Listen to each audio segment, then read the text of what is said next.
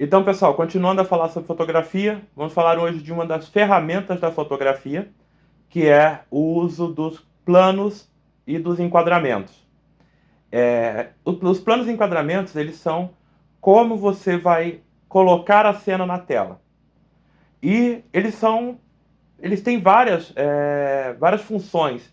Dentre elas, transmitir emoção, transmitir conexão entre o espectador e a cena. Então, dependendo do plano que você usa, você consegue levar o espectador mais para dentro da cena, dar uma sensação de imersão, ou dar uma sensação de distanciamento, como se a cena estivesse acontecendo e o espectador está observando friamente de longe. Vocês vão ver alguns exemplos aí, na partir do momento que eu começar a falar de planos, vão ter alguns exemplos e eu vou fazer um voice-over falando talvez alguns detalhes sobre esses planos. Mas enfim, os planos então são recursos da fotografia e eles variam, os nomes deles variam conforme a escola da qual o diretor ou o autor daquele livro, daquele material está falando. Eu vou tentar cobrir aqui o nome dos planos de maneira mais geral, então eu vou dar. Cada plano vai ter 3 nomes, não se assustem, porque eu estou usando a nomenclatura do cinema, a nomenclatura da TV, tentando abranger o máximo possível de nomenclaturas para que quando vocês se deparem com algum material, às vezes com um script ou com alguma referência que tenha lá o termo, vocês consigam entender de qual termo aquilo está falando. Na descrição do vídeo também vai ter um textozinho falando, colocando lá as referências de qual termo é igual a qual. Então, falando sobre planos, vamos começar falando do plano aberto, ou o plano wide, ou o plano geral. O plano aberto, o wide ou geral, ele é um plano de estabelecimento, ele é conhecido como plano de ambientação. Ou seja, ele tenta ambientar a cena, ele tenta mostrar, o objetivo dele é mostrar aonde está o personagem, qual é aquele local que o personagem está. Ele é um plano que ele é visto visto mais de longe do personagem e ele mostra todo o entorno da cena. Segue um exemplo de plano wide, aberto ou geral.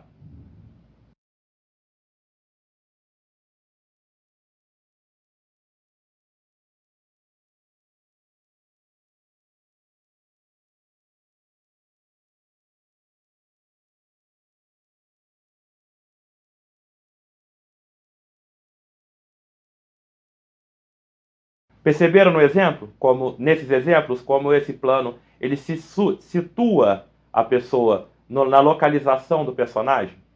O próximo plano é o long shot, ou o plano médio. Ele é um plano mais próximo do que o plano wide. E ele mostra o espaço que o personagem está ocupando. O plano wide mostra onde o personagem está. O long shot, ou plano médio, ele mostra o espaço que o personagem ocupa naquele lugar. Vamos dar uma olhadinha nos exemplos de long shot e plano médio?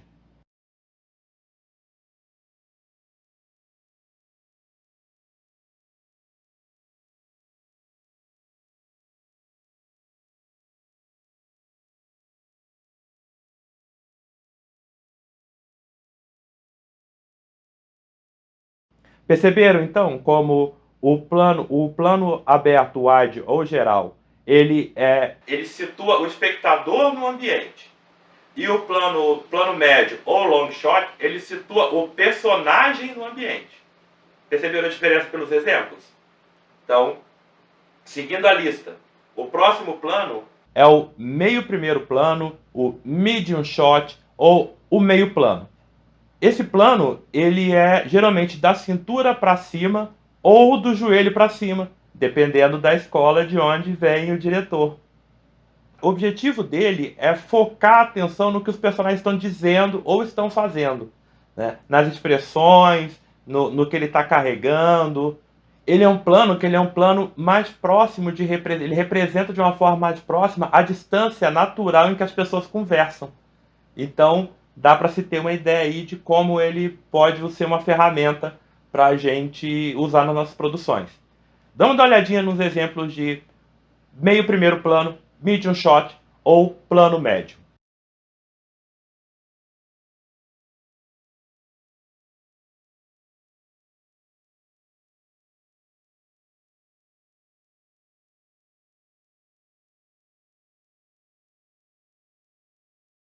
Percebendo os exemplos, como a ênfase tá na figura do personagem, tá no que o personagem está fazendo, se ele está carregando uma bola, ou se ele está com uma expressão, se ele está conversando, andando, olhando o nada. Esse é a característica do plano médio. O próximo é o plano americano ou o cowboy shot. O plano americano ou cowboy shot tem esse nome porque ele foi muito utilizado nos filmes de cowboy dos Estados Unidos. Vamos lá, se vocês tentam adivinhar qual a posição desse plano. Ele é um plano que ele pega da cintura para cima. Ele é um pouco mais, ele pega da cintura para cima, porém um pouco mais acima do meio primeiro plano, do medium shot ou do plano médio. O foco dele é a cintura. Será por quê, né? Usado em filmes de cowboy, o foco dele o objetivo dele é mostrar o personagem e mostrar a cintura, porque, né, para dar uma ênfase no que o cara está carregando na cintura, uma arma ou algum gesto. Vamos dar uma olhadinha nos exemplos de plano americano ou cowboy shot.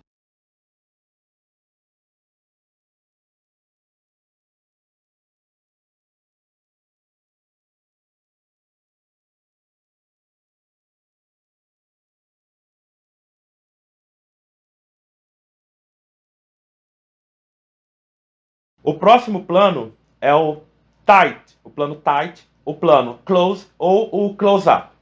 É o mesmo, só a mesma coisa. Como eu falei, todos os nomes são a mesma coisa. Esse plano, ele é da cabeça até o ombro, no máximo até o peito. É um plano muito usado para diálogos, porque ele traz uma excelente visão do rosto da pessoa, mas sem exagerar no enfoque do rosto. Ele mostra detalhes de expressão, né, as expressões faciais, ele tenta trazer a atenção do espectador para a fala, ou para a reação, ou para a expressão que o personagem está fazendo. E ele também é um plano que traz uma intimidade, ou tenta mostrar uma intimidade, seja entre o espectador e o personagem, seja entre personagens.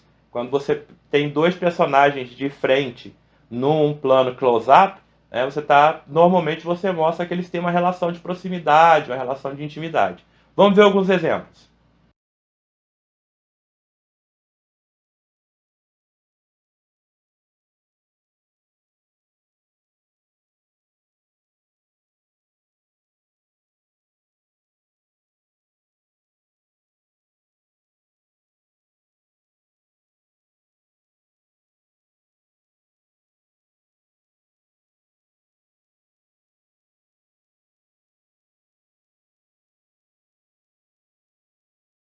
Perceberam então, pessoal, pelos exemplos, como funciona essa relação, como é primeiro montado o plano e como funciona essa relação? Seguindo a lista, então, nós temos o primeiríssimo plano, ou o Big Close-Up.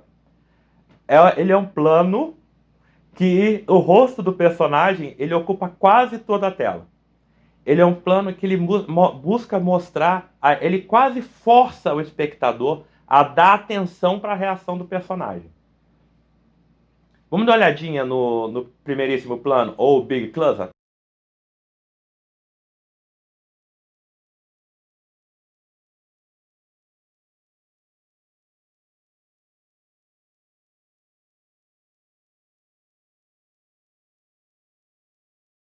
Perceberam como por isso ele chama Big Close-Up, ou primeiríssimo plano, ou seja, ele é mais próximo do que o primeiro plano, ele tem quase o mesmo objetivo, mas ele é mais próximo, ele é mais aproximado do que o primeiro plano. E o próximo plano é o plano detalhe ou o Extreme Close-Up. Esse plano, como o próprio nome diz, ele visa dar ênfase em um detalhe, de algum detalhe específico da imagem. Pode ser um detalhe do rosto da pessoa, pode ser um detalhe de um movimento, pode ser um detalhe de uma digitação, por exemplo, dependendo do que ele quer mostrar. Ele vai mostrar o teclado e o dedo só da pessoa. Um detalhe de expressão facial, de uma piscadela. Ele vai aproximar e vai mostrar só o olho da pessoa. Ele é um ótimo plano para criar mistério, se você começa com ele.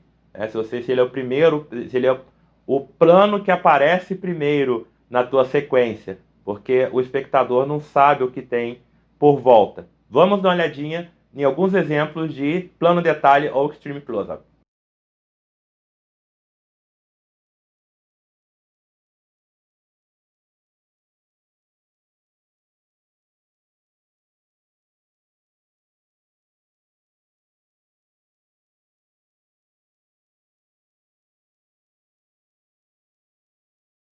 Deu para perceber como esse plano é próximo, né?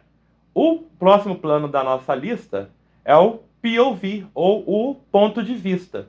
Ele é aquele plano que, quando você olha, a câmera, ela tenta representar o olhar do personagem. Ela tenta simular o olhar do personagem. Ela tenta fazer com que, como se o espectador estivesse no lugar do personagem. Não precisa de muita explicação, vocês vão perceber porque o nome é ponto de vista. Vamos dar uma olhadinha nos exemplos de POV ou ponto de vista?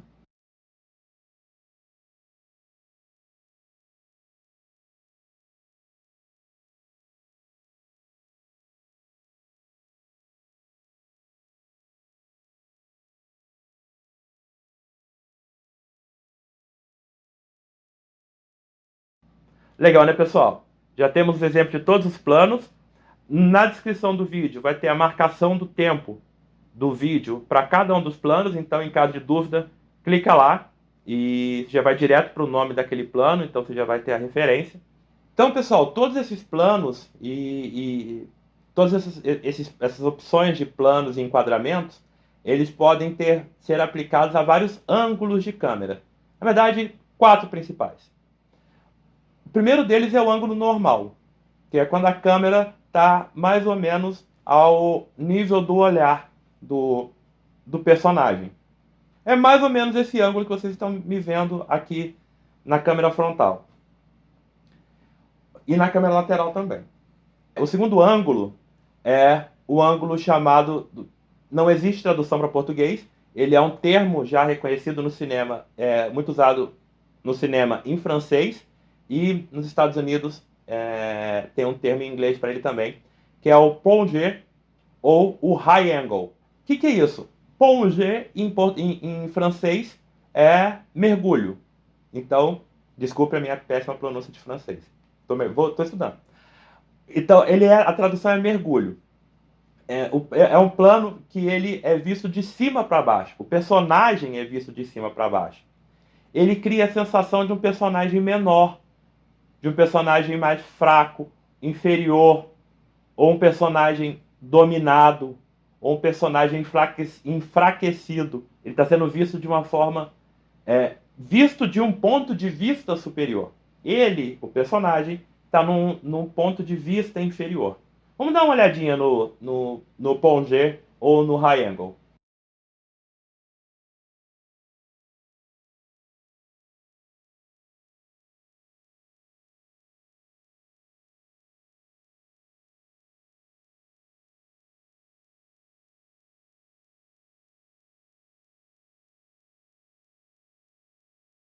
Perceberam então, pessoal, como dá essa impressão de que o personagem está mais fraco, está enfraquecido ou ele está menor, inferiorizado? O outro ângulo é o inverso desse.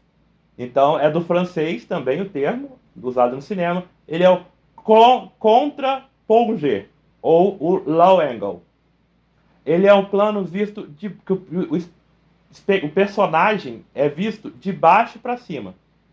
Então, ele dá exatamente o oposto de sensação do plongé.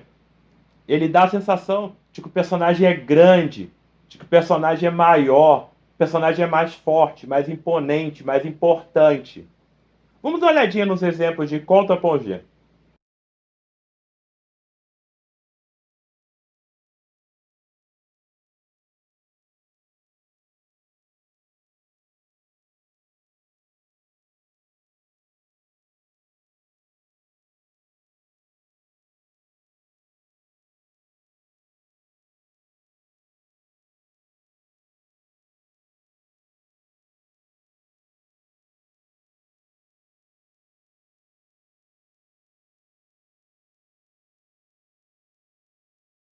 Perceberam então, pessoal? Como é que dá essa sensação de que ele é mais importante ou ele tem posição de superioridade quando você usa esse ângulo? Ou que ele é maior, que ele é uma pessoa maior ou um objeto maior? E o último dos ângulos principais é o ângulo Dutch. O ângulo Dutch é um ângulo que o objetivo dele, eu desconheço o termo dele, o nome para esse ângulo em português, mas ele é um ângulo que ele tenta trazer desconforto, ele tenta trazer a sensação de incômodo, de que algo ali não está certo, algo não está legal. E esse plano ele é feito quando o horizonte da câmera ele tá levemente inclinado. O horizonte da câmera, né? O horizonte da cena, você vendo a câmera, é como se você tivesse filmado com a câmera torta. Esse é o plano Dutch. Ele é justamente isso. Ele é filmar com a câmera torta. O horizonte, que é a câmera, né? A posição da câmera, está inclinado. Vamos ver um exemplo de plano Dutch. Perceberam no exemplo? De como ele dá a sensação de que tem alguma coisa estranha? Algo de errado não está certo? É essa função mesmo do plano Dutch. Pessoal, é isso. Pelo menos por enquanto, todos os timestamps vão estar aqui na descrição do vídeo. Se vocês tiverem alguma dúvida, alguma questão, realmente são vários nomes, mas a descrição deles, os timestamps, os pontos principais deles e os timestamps para explicação vão estar aqui na descrição do vídeo. E se tiverem alguma dúvida, comentários, seção de comentários aqui do vídeo, podem comentar que eu respondo lá. Muito obrigado, pessoal. Até a próxima.